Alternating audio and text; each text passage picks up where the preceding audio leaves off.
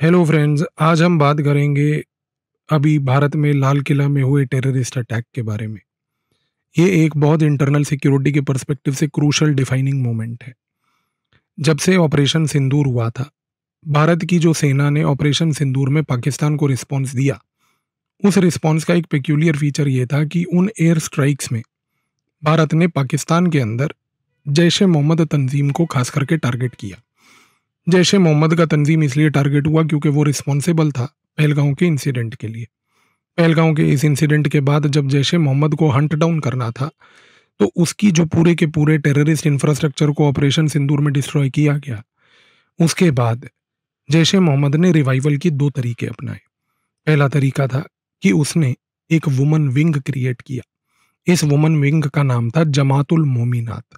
जमातुल मोमिनात जो woman wing था वो इसलिए क्रिएट किया गया कि पूरे ऑपरेशन सिंदूर में जब भारत ने जैश ए मोहम्मद को टारगेट किया, उस टारगेट के दौरान कुछ वुमन टेररिस्ट्स जैश ए मोहम्मद के कैंप्स में मारी गईं। इस रीजन से जैश ए मोहम्मद ने यह सोचा कि वुमन के नाम पर एक ग्लोबल सिंपथेटिक वेव क्रिएट करके क्यों ना वुमन का ही प्रयोग किया जाए और एक रेडिकल ऑर्गेनाइजेशन वुमन के नाम पर क्रिएट करके वुमन स्पेसिफिक टेररिज्म किया जाए। ये एक नया एक्सपेरिमेंट साउथ एशिया में पाकिस्तान ने जैश ए मोहम्मद के थ्रू करवाने की कोशिश करी।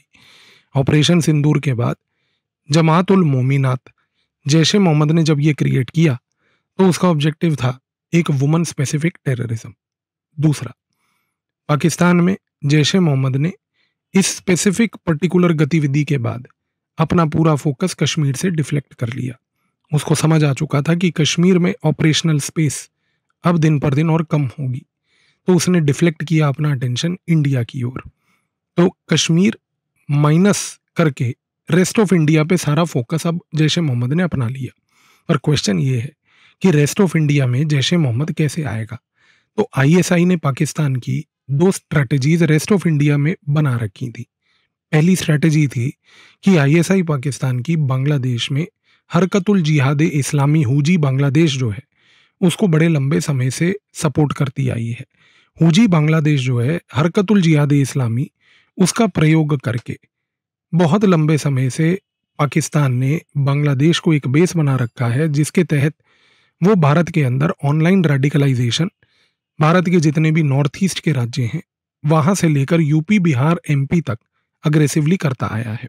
तो वो जो पूरा पेरिफेरल बेल्ट है, यूपी, बिहार, एमपी, पश्चिम बंगाल, आसाम, त्रिपुरा, इस एरिया में हरकतुल जिहाद इस्लामी बांग्लादेश जिस प्रकार की गतिविधियों को अंजाम देते हुए एक ऑनलाइन स्पेस को कैप्चर करके रेडिकलाइजेशन कर रही थी, वो एक मास बेस वहां पर तैयार था।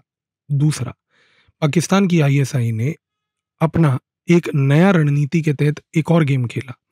उसने क्या किया कि जो हिजबुल मुजाहिदीन संगठन है उसके साथ जुड़ा हुआ एक व्यक्ति जाकिर मूसा, उसको लोन पे भेजा अंसार गजवतुल हिंद में।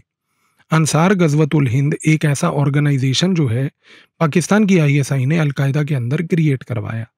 अलकायदा के अंदर अंसार गजवतुल हिंद को क्रिएट करवा के हिजबुल मुजाहिदीन के जाकिर मूसा को वहां डिप्लॉय करवा के अंसार गजवतुल हिंद को भारत में लाकर ऑनलाइन रेडिकलाइजेशन उन एरियाज में फोकस करी जिन एरियाज में हरकतुल जिहाद इस्लामी बांग्लादेश नहीं थी, यानी कि केरला, तमिलनाडु, इसके साथ साथ जो भारत के बाकी अन्य राज्य हैं, हरियाणा, पंजाब, हिमाचल प्रदेश, दिल्ली, राजस्थान, इन सारे इलाकों में।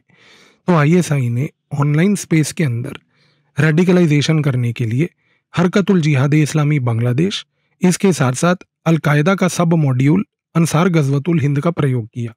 अब एक चीज क्लियर थी, इन दोनों के प्रयोग से भारत में आईएसआई ऑनलाइन रेडिकलाइजेशन करवा रही थी। ऑपरेशन सिंदूर के बाद जब जैश ए मोहम्मद ने यह सोचा कि अब हम अपने फोकस को डिफ्लेक्ट करके क्यों ना इस इलाके में चले जाएं और क्यों ना अब हम जो है रेस्ट ऑफ इंडिया में स्लीपर सेल्स क्रिएट करें, तो जैश ए मोहम्मद को हरकतुल जिहाद इस्लामी बांग्लादेश, अंसार गजवतुल हिंद, इन दोनों का सपोर्ट मिला। और इन दोनों के सपोर्ट से उसने भारत में ये जो स्लीपर सेल्स क्रिएट करे, जिसके तहत एक वाइट कॉलर प्रोफेशन को टारगेट कर कर एक डॉक्टर्स को, पढ़े लिखे लोगों को रेडिकलाइज करके उनके थ्रू जो ये असला बनवाना चालू करा, ये हमें देखने को मिला फरीदाबाद के अंदर, जो बहुत सारा असला कुछ डॉक्टरों के पास पाया गया। और इसी पैनिक में, क्योंकि ये इतना बड़ा सीजर उसी दिन सुबह हुआ था, इन्हीं के एक स्लीपर सेल को ये खबर लग गई कि क्योंकि दिल्ली के पास फरीदाबाद स्थित एक मॉड्यूल यहाँ पर बस्ट हुआ है, तो क्यों ना ऐसा ना हो जाए कि आने वाले समय में इस मॉड्यूल के बस्ट होने के बाद कार्रवाई दिल्ली के अंदर बाकी स्लीपर सेल्स पे हो। उस पैनिक में उसने एक फिदाइन अटैक, यानी कि एक सुसाइड बॉम्बिंग अटैक जो किया, वो उसने लाल किले के बाहर किया। लाल किला एक बहुत ही महत्वपूर्ण सिग्निफिकेंट मॉन्यूमेंट है। इस व्यक्ति ने जानबूझ के लाल किला का प्रयोग इसलिए भी किया क्योंकि एक सिंबॉलिक मॉन्यूमेंट पे जब आप इस प्रकार का सेंसेशनल इवेंट करते हो तो आपको ग्लोबल अटेंशन भी मिलती है, और ग्लोबल अटेंशन और ग्लोबल मीडिया अटेंशन टेररिस्ट्स आज की डेट में क्रेव करते हैं। इस कॉन्टेक्स्ट में समझने की कोशिश कीजिए कि यहाँ पर जो गेम चल रहा है वो बड़ा अलग है। अब जैश ए मोहम्मद कश्मीर में अपनी गतिविधियों को घटाकर पैन इंडिया लेवल पर फोकस कर रही है। पैन इंडिया लेवल पर फोकस आईएसआई भी चाहती है। आईएसआई इसलिए भी चाहती है कि पैन इंडिया लेवल पर फोकस करने से उसको उपयोगिता मिलेगी भारत के लोकल मुसलमानों की, जो भारतीय नागरिक हैं। इनको जब लोकल मुसलमान यानी कि जो भारतीय नागरिकों के साथ इनको सफलता मिलेगी ये प्रकार के कार्य करने से, तो इससे पाकिस्तान एक गेम ये भी खेल पाएगा कि अंतर्राष्ट्रीय स्तर पर वो बोल पाएगा कि देखिए, हम तो भारत के अंदर किसी प्रकार के कोई टेररिज्म को सपोर्ट ही नहीं करते, क्योंकि यहाँ पर पहली बात इन्वॉल्व है अंसार गजवतुल हिंद, जो कि अलकायदा का मॉड्यूल है, और अलकायदा हमारे साथ तो कोई नाता रखती नहीं। तो ये मिल जाता है पाकिस्तान को एक प्लॉजिबल डिनाइबिलिटी का मॉडल।